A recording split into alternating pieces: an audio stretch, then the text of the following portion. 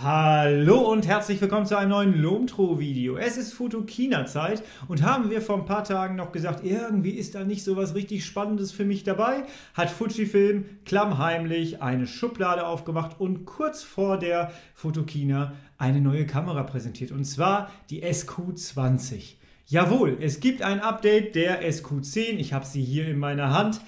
Diese Kamera ist die Kamera, die ich persönlich am meisten unterschätzt habe. Ich hatte ganz viele Vorurteile vorher. Ihr kennt die ganzen Sprüche noch, oh, Fotodrucker und das Ding ist gar nicht analog und so weiter und so fort. Dieses Teil hat mega Spaß gemacht und macht auch immer noch richtig Spaß. Und deswegen sind wir ein bisschen vorsichtig bei den technischen Feinheiten, die ich gleich erzähle, und halten mal so ein bisschen unsere Vorurteile zurück. Schauen wir uns mal die technischen Daten an. Wir haben eine Brennweite von 33,4 mm, das entspricht dem 35 mm Format. Wir haben eine Blende von 2,4. Wir haben eine ISO-Zahl zwischen 100 bis 1600. Allerdings kann man die nicht manuell einstellen, sondern das macht die Kamera im Automatikmodus. Wir haben einen Vierfach-Zoom. Das ist neu an der Kamera. Man denkt so vierfach Digital-Zoom und da muss man wahrscheinlich seine Vorurteile so ein bisschen zurückschrauben und sich die tatsächlichen Ergebnisse mal angucken. Und auch da bin ich sehr skeptisch, muss ich sagen, an der Stelle. Ich wüsste nicht, ob ich bei der Kamera tatsächlich einen Zoom brauche. Wir haben einen Fokusbereich von 10 cm bis ins Unendliche und eine Verschlusszeit von 1 zu 7500 zu einer halben Sekunde. Und 10 Sekunden im Bulb-Modus. Ja, das kann die Kamera auch wieder. Größte Neuigkeit an der Kamera ist die Videofunktion. Ja, ihr habt richtig gehört, der kleine Fotodrucker kann jetzt Videos. Erstmal denkt man, wofür brauche ich Videos? Aber ihr habt die Möglichkeit, aus diesen Videosequenzen eure einzelne Sequenz auszusuchen, die ihr dann als Foto druckt. Denkt man auch erstmal, brauche ich nicht. Aber wenn man mal darüber nachdenkt, ist das gar nicht so blöd. Denk mal an dein Haustier, das du fotografieren möchtest, das sich permanent wegdreht. Oder denk bei einer Hochzeit, wenn irgendwie was geschmissen wird. Oder bei einem Kindergeburtstag, wo die Kinder auch nicht so mitmachen, wie man das eigentlich gerne hätte.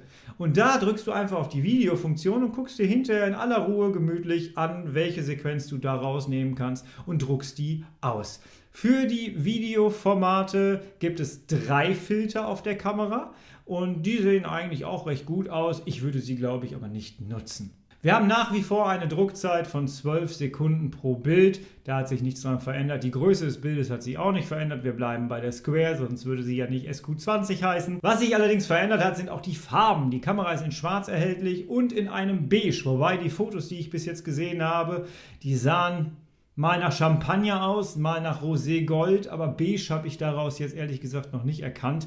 Aber man müsste sie mal in der Hand halten. Die erste Frage, die ich mir stelle, ist, wie gut ist der Akku von dieser Kamera, wenn sie Videofunktionen kann? Der Akku muss besser sein als bei der SQ10, weil sonst macht die Kamera relativ schnell schlapp.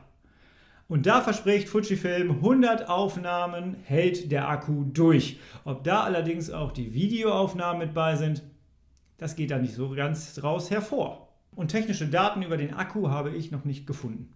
Der Akku kann wieder über USB geladen werden und die Ladezeit beträgt 2 bis 3 Stunden. Mein Rat ist aber unbedingt, ladet die Kamera über einen Handystecker am richtigen Stromnetz und nicht über das Notebook, weil da kann es tatsächlich passieren, dass die Kamera sich nicht richtig auflädt. Mehrfach erlebt. Neu ist auch, dass die Kamera vorne mittlerweile einen kleinen Spiegel angebracht hat, dass wenn man ein Selfie damit macht, dass man sich selber sieht. Das ist ein großer Vorteil, das hat mir bei der SQ10 wirklich gefehlt. Für bisherige SQ10-Nutzer wird die Anfangszeit mit der SQ20 eine Herausforderung. Das verspreche ich euch und ich verrate euch auch sofort, warum das so ist. In Zukunft werden wahrscheinlich Leute, die wechseln von der SQ10 auf die SQ20, erstmal versuchen, hier die Kamera einzuschalten und dann betätigen sie einfach nur den Zoom. Viel Spaß! Ihr merkt aber schon, was ich hier nicht verkünde. Das ist, dass die Kamera endlich ein Bluetooth hat oder ein WLAN hat. Nein, das hat Fujifilm auch diesmal rausgelassen. Und in zahlreichen Foren und Ankündigungs-Homepages findet man genau das als Makel. Und Leute sagen, ey, wir gehen auf 2019 zu und wir haben immer noch keine SQ, die irgendwie sich mit meinem Handy verbinden kann. Nein, das wird es in Zukunft nicht geben. Da sollt ihr den Drucker kaufen. Kommen wir zu den Bildfiltern. Die sind natürlich ganz wichtig und dürfen nicht vergessen werden bei der Kamera. Wir haben hier 16 Filter für die Fotos. Vorher hatten wir bei der SQ10 10 Filter. Und 3 von den 16 sind aber lediglich für die Videofunktion gedacht. Die sehen ganz schick aus, aber ich glaube, ich brauche sie nicht wirklich. Das leidige Thema bei der SQ10 war immer das Display, denn man hatte immer andere Ausdrucke, als man das auf dem Display so gesehen hatte. Da gibt es einen kleinen Trick, das Ganze kannst du dir mal hier oben angucken, habe ich als Video gemacht. Wir hatten bei der SQ10 ein 3 Zoll 7,6 cm TFT Farbdisplay und ich muss das mal eben kurz ablesen, 460.000 Punkte ungefähr. Die SQ20 hat ein 2,7 Zoll TFT Farbbildschirm und hat eine ungefähre Pixelanzahl von 230.000 Punkte. Kann man sich jetzt was zu denken.